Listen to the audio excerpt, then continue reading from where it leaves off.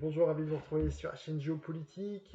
Alors, je voudrais revenir aujourd'hui avec vous sur les tensions qui règnent, qui sont entre Israël et l'Iran.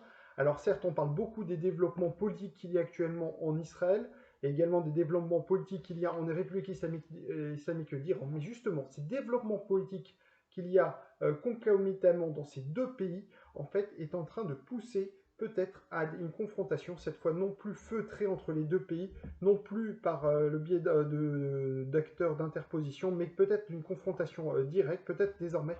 On peut dire que finalement, désormais, tous les ingrédients sont réunis, contrairement aux fois précédentes, et justement, c'est tout l'objet de cette vidéo. Alors pourquoi cette fois-ci, peut-être la menace d'une confrontation entre Israël et l'Iran, peut-être n'a jamais été aussi proche qu'auparavant? Qu'est-ce qui fait qu'aujourd'hui, les choses ont finalement tant changé. Alors, il convient d'étudier pour cela le contexte politique qui règne en Israël et le contexte politique qui règne en République islamique d'Iran. Alors, on va commencer par le contexte qui règne actuellement en Israël. Alors, vous savez qu'il y a eu des élections en mars dernier, extrêmement serrées, comme à la coutume depuis plusieurs années en Israël. Mais cette fois-ci, les acteurs politiques ont réussi à former, si vous voulez, une coalition pour déloger, en fait, si je puis utiliser ce terme, M. Netanyahou de son poste de Premier ministre. Alors pour l'instant, depuis hier, on a annoncé qu'il y a eu un accord pour la formation d'un gouvernement. Il faut encore le vote du Parlement. Donc bon, et ce qu'il faut savoir, c'est qu'en fait, il faut encore 7 à 12 jours justement pour le vote de ce Parlement, avant que le Parlement se prononce. Et même, sans vouloir entrer trop dans les détails, le chef du Parlement, qui est un proche de M. Netanyahu, M. Levin, pourrait justement essayer de retarder. Justement, en retardant, si vous voulez, le Premier ministre Netanyahou pourrait peut-être utiliser cette fenêtre de tir, cette opportunité de quelques jours qui s'offrent devant lui, pour peut-être justement mener une offensive contre l'Iran. Alors cette fois-ci peut-être pas sur le sol syrien, mais peut-être même directement contre des cibles nucléaires en République islamique d'Iran. Et d'ailleurs, c'est dans ce contexte qu'il a nommé un nouveau chef du Mossad lundi, pour qu'il a dont la seule mission qu'il a est très claire, est d'éliminer la menace iranienne. Ceci est un peu plus clair. On se demande si même Israël a d'autres menaces que la menace iranienne, tant la feuille de route qui a été adressée au nouveau chef du Mossad est un peu plus claire. Et d'ailleurs, c'est à cette occasion en fait que M. Netanyahu a tenu des déclarations qui valent la peine d'être mentionnées.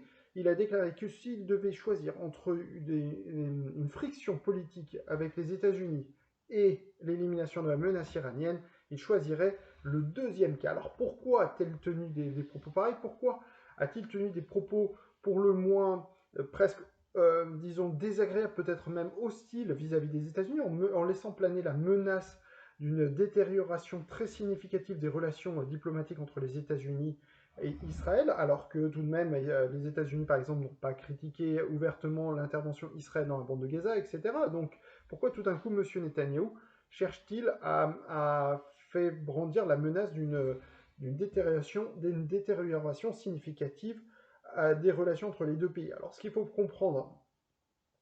faut bien comprendre, c'est que, en fait, donc, comme je l'ai dit, les États-Unis, M. Netanyahu est déterminé donc à rester au pouvoir. Donc la meilleure manière pour lui, si vous voulez, de rester au pouvoir, c'est de provoquer une guerre. Car s'il y a une guerre qui se déclenche, vous comprenez bien que ce vote de confiance au Parlement israélien risque d'être retardé du fait que, évidemment, la priorité sera la guerre et non pas le vote de confiance. Donc si vous voulez, probablement cherche-t-il à créer, si vous voulez, des tensions suffisantes pour justifier d'une intervention militaire. Par ailleurs, on sait que les États-Unis, justement, veulent éviter à tout prix ce scénario. Monsieur Biden a son objectif principal est vraiment de ramener le calme dans la région après les années Trump où il y a eu de très fortes tensions avec la République islamique d'Iran, une terrible guerre au Yémen. Et donc vraiment l'objectif est pour le dire très simplement, de M. Biden est vraiment de ramener la paix, à tel point qu'il a déclaré pendant la campagne électorale, en vue de l'élection présidentielle, que les États-Unis reviendront dans l'accord de Vienne sur le nucléaire iranien, que je rappelle que les États-Unis ont quitté unilatéralement en mai 2018. Donc très clairement l'objectif des États-Unis était et toujours l'apaisement dans la région et notamment dans les relations ou en tout cas dans ses rapports avec la République islamique d'Iran. Mais on voit qu'à ce stade, les États-Unis n'ont toujours pas réintégré l'accord sur le nucléaire iranien et n'ont toujours pas levé les sanctions, aucune sanction contre la République islamique d'Iran. D'ailleurs, des négociations sont toujours en cours à Vienne. Alors, il est peu d'informations, si vous voulez, en sortent. Hein. Il n'est pas très clair si à ce stade si on s'achemine vers un accord ou non. En tout cas, très clairement, le délai pour ces négociations est en train d'arriver à grands pas, puisque on a, comme je l'ai dit souvent, la date butoir pour ces négociations indirectes entre les États-Unis et la République islamique d'Iran et l'élection présidentielle iranienne, hein, qui aura lieu le dimanche 18 juin, donc dans un tout petit peu plus de 2 semaines. Et d'ailleurs, pour l'Iran, pour la République islamique d'Iran, pour bien montrer hein, que la date qu'il n'y aura pas de prolongement des négociations et que tout accord doit être trouvé avant l'élection présidentielle iranienne, l'accord qui avait été trouvé entre l'Agence internationale de l'énergie atomique qui est chargée de superviser hein, le programme nucléaire iranien et la République islamique d'Iran, cet accord hein, prévoit, si vous voulez, de pallier l'absence de visite physique hein, des inspecteurs de l'AIEA, hein, puisque depuis novembre dernier et un vote du Parlement iranien, les agents de l'AIEA ne peuvent plus venir physiquement, si vous voulez, visiter les inspections, les installations nucléaires. Et donc, un compromis avait été trouvé en février dernier lors de la visite hein, du patron de l'AIEA, M. Grassi, à Téhéran. L'accord prévoyait hein, donc que des caméras de surveillance étaient installées dans ces sites nucléaires et que donc de cette manière l'AIEA pouvait superviser le programme, hein, même si ceci pouvait comporter évidemment quelques failles et n'était évidemment pas optimal comparé par exemple, à des visites physiques. Mais toutefois, ceci permettait, si vous voulez, de sauver la face pour les deux parties, mais également l'AIEA n'est pas du tout satisfaite de comment les choses évoluent et a publié cette semaine un rapport où elle a exprimé pour la première fois des inquiétudes hein, concernant, si vous voulez, des possibles activités nucléaires non déclarées. Elle a notamment déclaré qu'elle aurait fait, par le biais de cette surveillance, qu'il y aurait des stocks d'uranium 7 fois supérieurs à ce qui est autorisé par le traité de Vienne, hein, puisque je rappelle que l'enrichissement d'uranium par le traité de Vienne de 2015 est autorisé à hauteur de 3,67%. Or là, on est 16 fois supérieur probablement à ce taux de 3,67%. D'ailleurs, le chiffre maintenant qui circule du taux d'enrichissement d'uranium est autour de 60%. Donc on voit comment l'Iran, en quelques mois, a augmenté de façon très importante, significative le taux, hein, puisqu'elle est passée de 3,67%, puisqu'elle le respectait encore jusqu'à la fin, quasiment jusqu'à milieu d'année dernière. Mais depuis un an, elle est passée de 3,67% d'enrichissement à 60%. Donc vous pouvez imaginer que, outre l'AIEA, cela suscite, si vous voulez, beaucoup d'inquiétudes dans le reste de la communauté internationale, et évidemment à commencer par Israël. Et donc tout ceci, ce rapport de l'AIEA, ces chiffres qui circulent de 60% d'enrichissement, évidemment est du grain à moudre, si vous voulez, pour le Premier ministre Netanyahou, pour justement intervenir avant qu'il ne soit trop tard, hein, puisque je rappelle toujours, hein, le seuil fatidique est estimé autour de 90% pour justement utiliser, si vous voulez, le nucléaire à des fins militaires et créer des armes pour utiliser ces armes à but militaire. Et donc, justement, Israël veut empêcher que l'Iran atteigne ce niveau de 90%. Donc, si vous voulez, pour M. Netanyahou, qui est menacé de quitter le pouvoir au cours des derniers jours et qui veut rester par tous les moyens au pouvoir pour des raisons personnelles, pour éviter de devoir rendre des comptes devant la justice en tant que simple justiciable et non pas en tant que toujours Premier ministre, et ben pour lui, si vous voulez, c'est une occasion quasiment inespérée peut-être d'entrer en guerre contre l'Iran. Et d'ailleurs, on voit très très bien que les tensions deviennent de plus en plus fortes et sont de plus en plus palpables entre Israël et l'Iran. Rien que pour la journée d'hier, du mercredi 2 juin, 2 incidents de grande ampleur sont à signaler, notamment le plus grand ravitailleur hein, de l'armée navale iranienne a pris feu en mer d'Oman. Alors, on ne sait pas à ce stade hein, s'il s'agit d'un sabotage ou d'un accident. En tout cas, évidemment, il a pris feu dans des conditions encore pour l'instant peu claires. Les images sont très spectaculaires et le navire a sombré en mer. C'est une perte colossale pour l'armée navale iranienne. Et dans le même temps, hier et toujours aujourd'hui, on apprend que la plus grande raffinerie de Téhéran est en feu. Donc, et d'ailleurs, le feu continue toujours de se consumer, hein.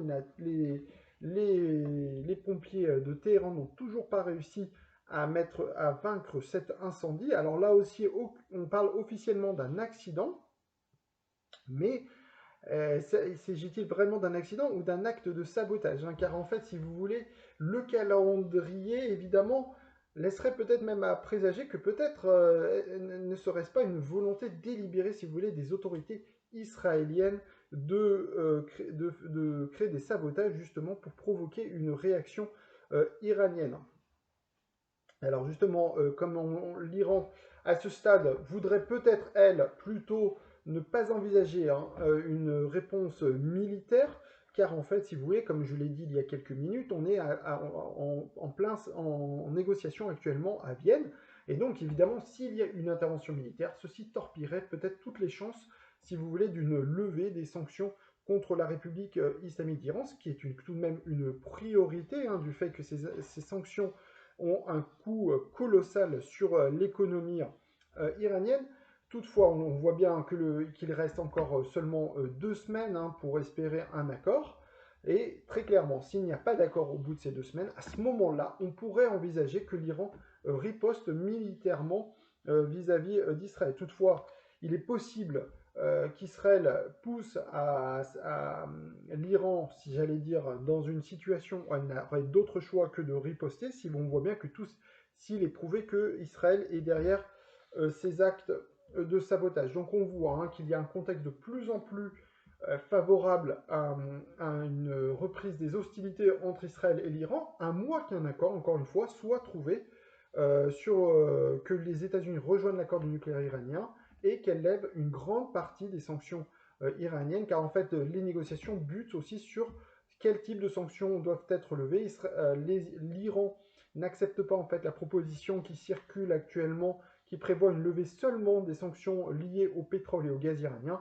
L'Iran veut une levée de la majorité des 700 sanctions qui sont imposées contre elle. Donc on voit pour l'instant les choses semblent tout de même s'il est difficile de se prononcer sur la possible issue de ces négociations, tout de même, on reste tout de même à ce stade dubitatif s'il y aura un accord ou non entre l'Iran et les autres parties au traité de Vienne.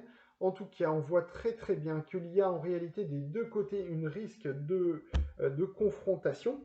D'autant plus, hein, qu'on voit qu'on se prépare, hein, du côté iranien à un échec des négociations, puisqu'on voit bien que le Conseil des gardiens, la semaine dernière, a validé, ou plutôt n'a pas validé certaines candidatures, et notamment la candidature de Ali Larijani. Alors Ali Larijani, c'est l'ancien chef des négociateurs entre la communauté internationale et l'Iran, hein. C'est notamment l'un des architectes, ou peut-être même l'architecte avec le ministre des Affaires étrangères Zarif, des accords de Vienne de 2015. Et sa candidature n'a pas été validée par le Conseil des gardiens, tout comme celle d'Ahmoud Ahmadinejad. Et donc, ce qui fait que désormais, hein, beaucoup disent que désormais, la victoire de Ibrahim Raisi semble désormais acquise. Alors Ibrahim Raisi, juste pour le présenter très rapidement, c'est le chef de l'autorité judiciaire iranienne. Il est connu pour sa très grande proximité avec l'actuel guide suprême Ali Khamenei, et même certains disent que peut-être il pourrait être le successeur en fait d'Ali Khamenei.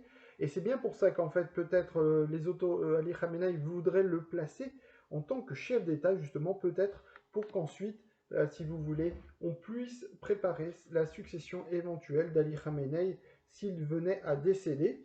Et donc, Ibrahim Raisi est un partisan de la ligne dure, si je puis m'exprimer, si vous voulez, veut revenir aux fondamentaux khamenaïstes